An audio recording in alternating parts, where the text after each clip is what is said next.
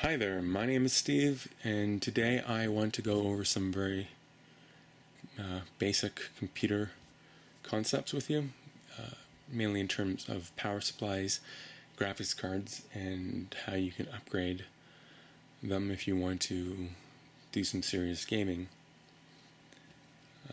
For a lot of people this will be pretty basic, I admit, so bear with me. This is a computer. This is my desktop computer that's pretty old.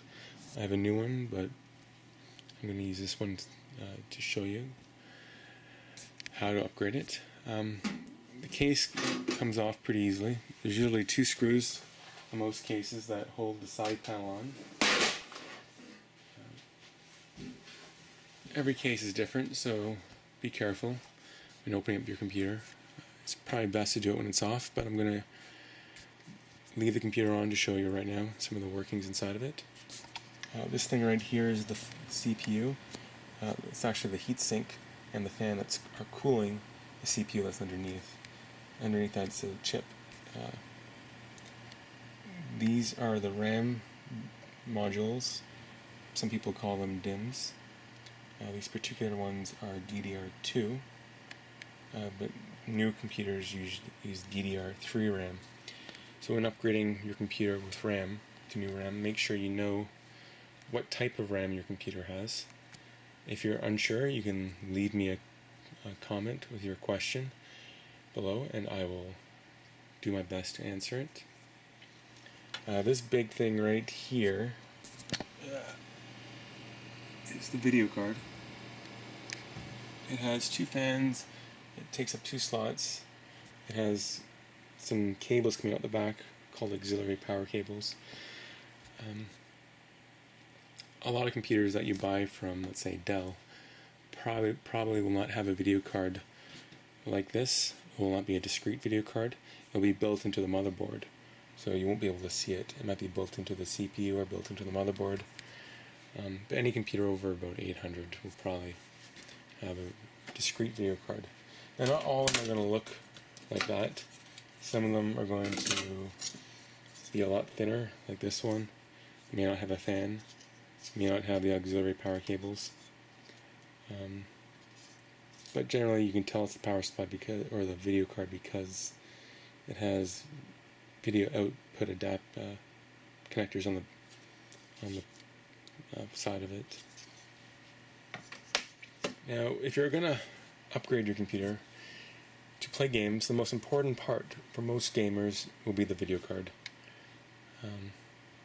As I said, if you buy a computer from Dell, chances are it's going to have a pretty basic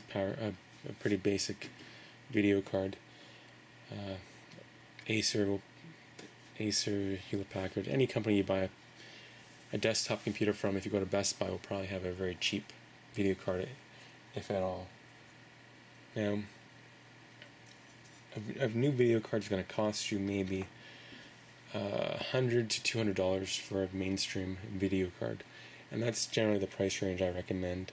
If you feel like you have a little bit of extra budget, you can spend up to maybe $350, $400, but beyond $400 gets a little wasteful for most people. If you have a very old computer, something that's about 40 years or older, you're going to have a video card or a connector in the computer right here, a slot, and it will be different than the modern slots. Now you can tell what type of slot you have if you have a video card plugged in it already by the connector type. So this connector type is the old one. It's called AGP. You can tell that it's the old one because it has two of these little holes. See the two holes in the slot panel? 1, 2. I guess there's a third one here. Take a close look. If you have a video card that looks like this, or a slot that matches that type of connector, you have an AGP video card. If you have an AGP video card, or an AGP video card slot, your desktop is probably very old. And although there are a couple video cards, AGP video cards you can buy for about $150 online that will fit into your slot, It'll allow it to play some of the games on low quality that are new out there. I don't really recommend it. It's just a bad idea. You're much better off just buying a whole new computer. You can get gaming systems for as low as $400. That's if you do it yourself and if you're not buying an operating system. But if you don't know how to do that, most of you probably won't, you can go online, you can buy a system, and they start at around $800 for a gaming system. A desktop, that is, that's gaming capable. Or you can buy a laptop for about $1,200 that's gaming capable. Now, if you have a connector like this, there's no double break in the center. There's just a small break on this. Well, there's a double break, but it's a small plug on the connector on the side, and there's this big connector in the middle. If you have a connector a main slot that plugs in, that looks like that connector type, you have what we call a PCI Express slot, and that's really good. That's what all the new video cards are using. There's PCI Express 1, 2, and 3, but they're all the same slot type, and they're all compatible. There's just a matter of speed. If you have a PCI Express 1 slot, that's fine. Most video cards will run completely fine at that speed without much performance hit. Now, buying a video card and just plugging it in is pretty straightforward. Just make sure your desktop has enough room to put it in. There is one other issue though, and that's a pretty big issue that most people overlook when they're upgrading their desktop, and that's the power supply. The power supply, when you buy a cheap computer that's $400 or $500 from like Dell or Best Buy, it's not going to be a very powerful power supply. It's not going to be capable of powering a high-end video card. If you have a very cheap power supply, the one way you can tell is you can take it out and feel how heavy it is. If it feels very light, like under a pound, it's probably junk. If you have a power supply that feels a little heavier, maybe 2, 3, 4 pounds, maybe, well, generally heavier better is the better, you know you have probably a higher quality power supply. The second way of telling whether you have a decent power supply that will run a video card that's gaming capable is looking at the side, and there'll be a little information panel here with all the power information. It looks pretty complicated. This is a very basic power supply, but it's high quality. It says 350 watts in the bottom right, so that is the rating they gave the power supply. If you're going to buy a gaming computer, I would recommend at least 500 watts. I think the power supply I have plugged into this computer is 550 watts. As I said, this power supply is 350 watts here, and I don't really recommend this as a gaming power supply, although it is gaming capable if you buy a proper video card. Now, one way you can tell to see exactly how much headroom you have for a video card is to look at the railing numbers here. So there's 5, positive 12, positive 12, 3, negative 12, and another 5. You take the positive 12s, if there's usually only one, but sometimes there's 2 or 3, and you take the number of ampage, the max number of ampage. In this case, it's 10 amp, and then there's 13 amp. You add them together, and you times them by 12. So that's voltage times current ampage, gives you power or wattage. So 23 by 12 is under 300, let's say. Also, it says in the bottom here, 12 volt plus 12 volt 2, max load is 276 watts. So this power supply is capable of 276 watts of 12 volt current, 1200 power, sorry. And we know that the computer itself, well, not the video card, but the motherboard, the CPU, the hard drives, the CD-ROM drive, the mouse, the keyboard, everything that's plugged into it, will probably drain upwards of 120 watts of power at any one time. If you're overclocking the computer, it's going to be more. If you have a quad-core or 8-core CPU, it's going to be more. But on average, it's about 120. Sometimes it's only 70. Sometimes it's 150. So let's say 150 in this case. We know the power supply can handle 276. Let's be safe and say 150 for the computer, minus the 276, which means that power supply gives us about 120 watts of spare headroom for the video card.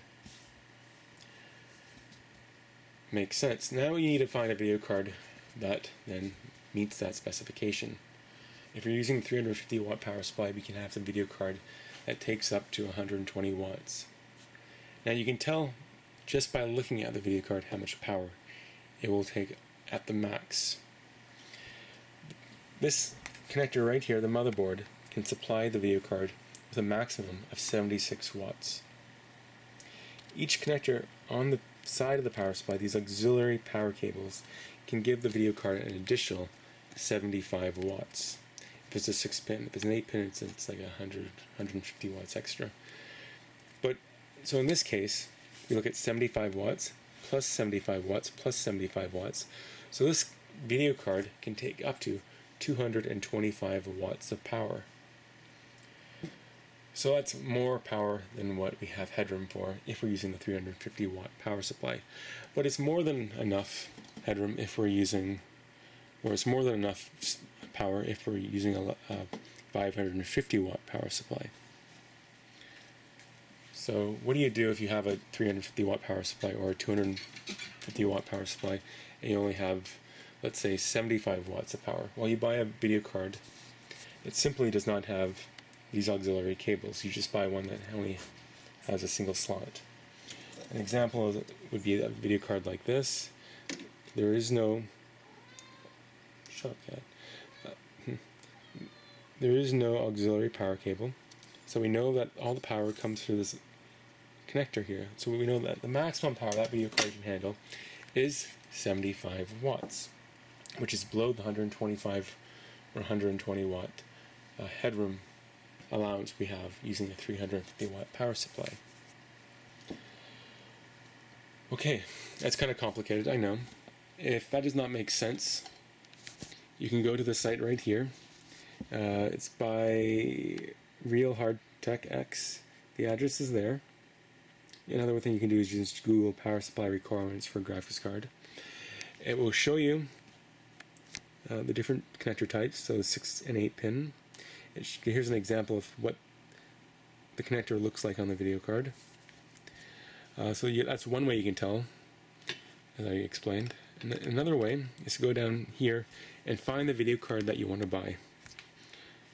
In this case, this computer here is using a GTX 460, so we go down the list until we see a GTX 460. And there we go. So we have a GTX 460 right there. And it says 500 watts. Okay? So what they say is they recommend a power supply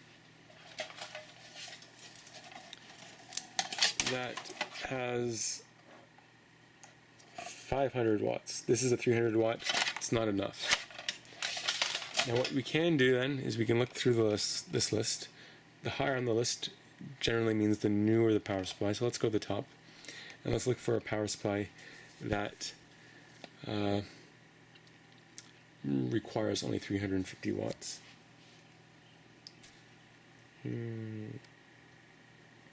So there's a power supply right here. It's the HD7750. You can get away with only 350 watts. There's no connectors. Perfect. So that is the perfect video card for our 350 watt power supply, the one right here.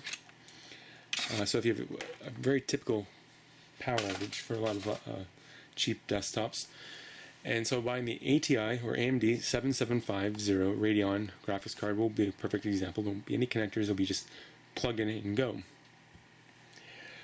If you have a power supply that's less than 350 watts, chances are I'd recommend you buy a new power supply. Okay? 350 watts is pretty much the minimum you need for a gaming desktop.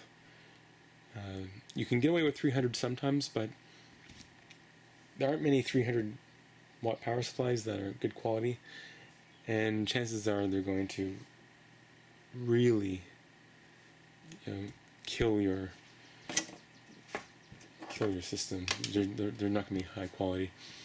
I have a kilowatt meter here to show you just an example though of how much power this computer uses.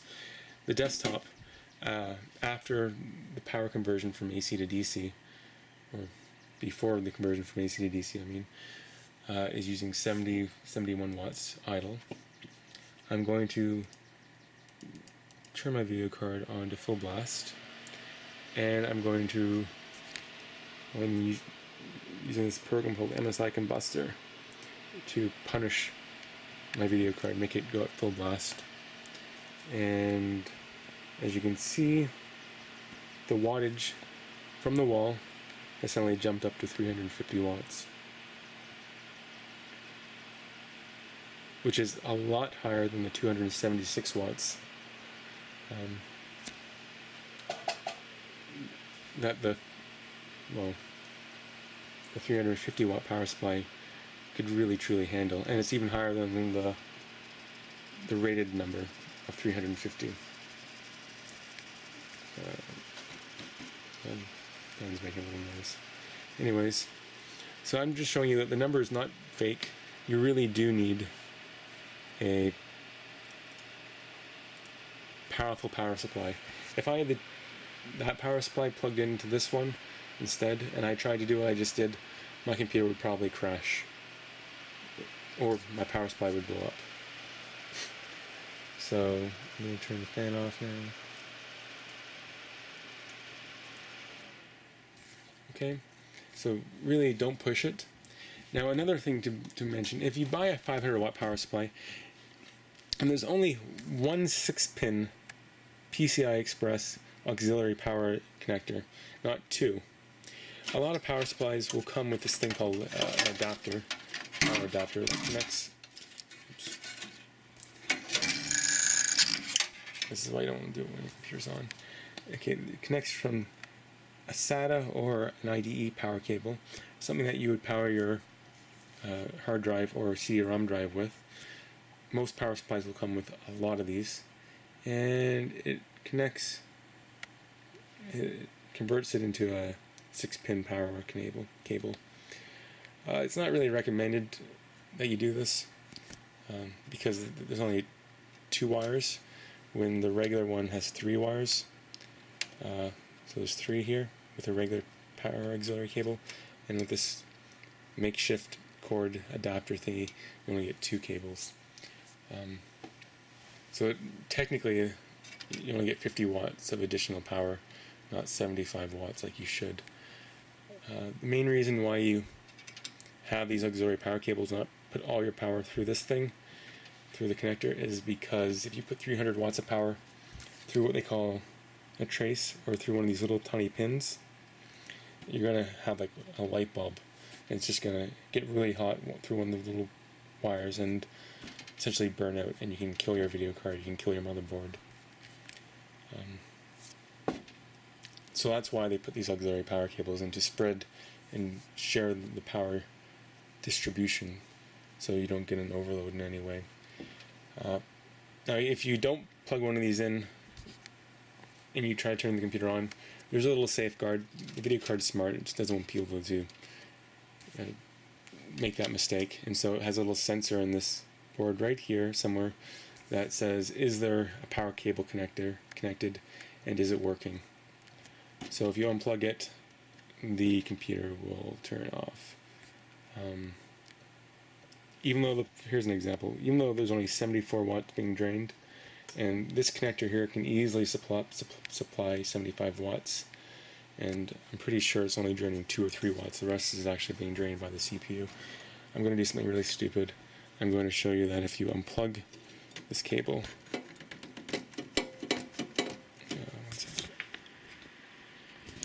get 2 hands.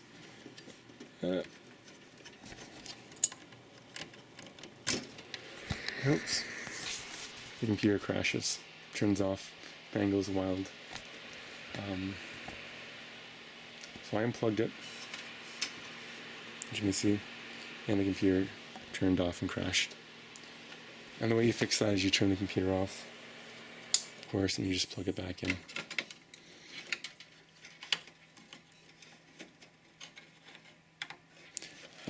You can do a hacky, you can get around hacking it, and you can force it to go on without having a power cable plugged in. I've done that. I don't really recommend it. There's no point. With one of these little adapters you can get for like $1 anywhere online. It does provide a little bit of power to your video card. It's better than nothing, and it prevents it from over-shorting and whatever else. So I don't really recommend you mess around with that. Okay, so I hope that explains the part about video cards. You buy a video card, generally you want a PCI Express one. Double check if you have an old computer that it's not AGP, that it is a PCI Express slot. Go online, you can buy a video card. My personal recommendation, if you are on a tight budget, would probably be the AMD 7750 if you have a cheap power supply. It's going to be about $120, $110, but it will be enough to play games like Diablo 3 very well. If you have a big power supply and you're looking for a budget video card, the GTX 460 1GB is a great video card. There's the ATI Radeon 5770. It's a little bit slower than the 460, but it's only $80 used online if you look around. Sites like Kijiji.com